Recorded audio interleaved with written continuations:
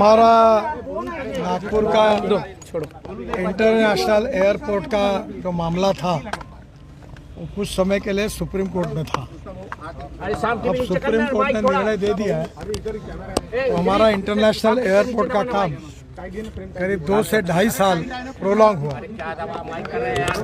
और जिसके लिए सम्मान्य सुप्रीम कोर्ट ने के कारण निर्णय न होने के कारण वो नहीं हुआ।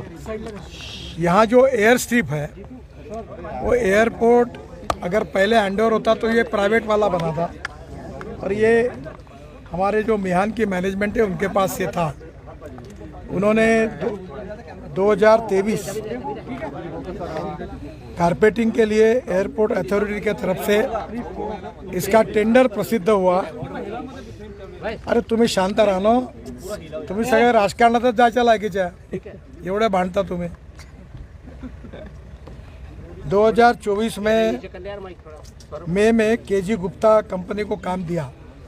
इन्होंने क्या किया कि ऐसे समय कम से कम 7-8 रोलर, और मिहान ने उनको ऑफर किया था कि आपको बाजू में हम जगह देते हैं नज़दीक, आप यहाँ से ही आपका मटेरियल लाइए और कारपेटिंग करिए। इन्होंने 8 किलोमीटर दूर जगह ली।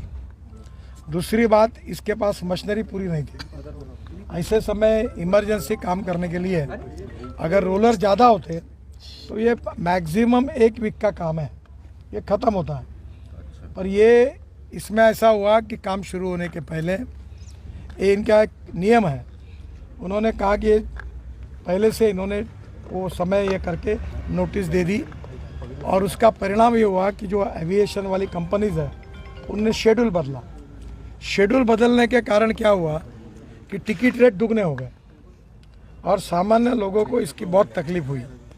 इसके बाद में ये फर्स्ट लेयर जो है इसकी करेक्शन लेयर 80% कंप्लीट हुई है, सेकंड लेयर बीएम की है, थर्ड लेयर डीबीएम की है।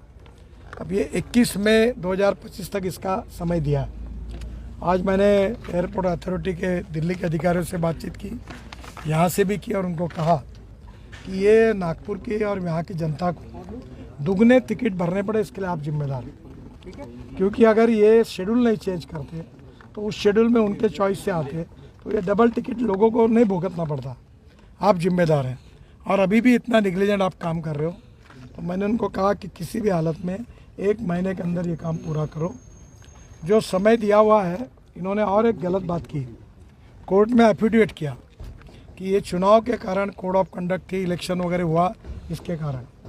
मैं चुनाव में 10 दिन प्रचार में था, 76 सभाएं मैंने ली, देवेंद्र जी थे, बाकी भी पार्टी के नेता आए यहाँ गए।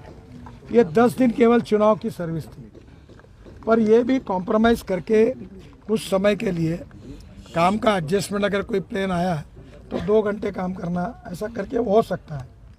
मैंने उनको बोला कि NHI में हमने मुंबई दिल्ली हाईवे 1370 किलोमीटर का 1 लाख करोड़ का 2 साल 1.5 साल में पूरा किया है, और तुम ये छोटे से 3-3.5 किलोमीटर के लिए आप इतना समय लगा रहे हो, तो ये हास्यास्पद है। और हमारे MLA भी बहुत नाराज़ थे। अभी हमने इसके लिए एक कमेटी भी अपॉइंट की है। ये गिरधारी मंत्री है, प्रकाश बोयर है, दिलीप यादव है, ये अभी इसके अपॉइंट किए हैं, और बहुत सीरियसली हमने लिया है। नागपुर की और यहाँ के एयरपोर्ट वाली जनता को साल भर में बहुत तकलीफ़ हुई है, और ये हमारी गलती है, और इसलिए मैं जनता से भी क्षमा मांगता हूँ। पर यह किसी भी स्थिति में 1 महीने के अंदर हम पूरा करेंगे। आज हमने सब ने मिलकर, आमदार मोहन मते ये मेरे साथ थे, हमने पूरा निरीक्षण एयर स्ट्रिप का किया है, और ये काम जल्दी करके ये जनता को राहत देंगे, ऐसा प्रयास करेंगे।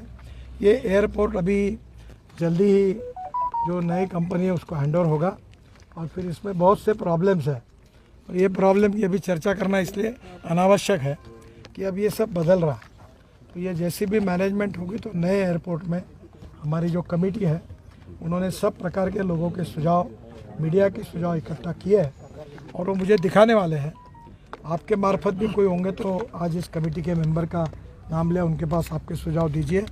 नए एयरपोर्ट में उन सब सुझावों की तरफ हम ध्यान देंगे।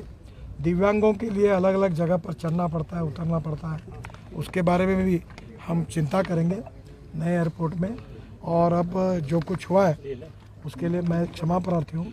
ये अब जल्दी ही 1 महीने के अंदर ये काम पूरा करेंगे।